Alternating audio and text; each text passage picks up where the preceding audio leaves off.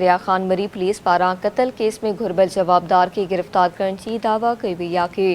Police मौजिब Hanif diary के case में घुरबल अली जान लाहिरी के गिरफ्तार करे पिस्टल हथ कयो वियो आहे। पुलिस जो वधीक चवणु आहे त जवाबदार साइट एरिया कराची में कत्ल थियल हनीफ डायरी के केस में घुरबल आहे।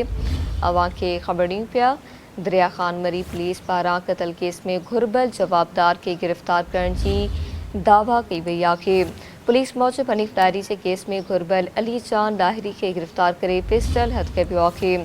पुलिस जो वधीक चवणु आहे त जवाबदार साइट एरिया कराची में कत्ल थियल हनीफ डायरी के केस में घुरबल हो।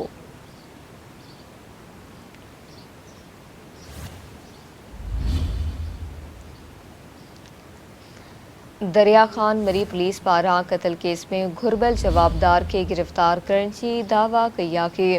पुलिस मौजिब हनीफ डायरी के केस में घुरबल अली जान लाहिरी के ज़ख्मी हालत में गिरफ्तार करे पिस्टल हथ कयो आहे। पुलिस जो वधीक चवणु आहे त जवाबदार साइट एरिया कराची में कत्ल थियल हनीफ डायरी के केस में घुरबल हो।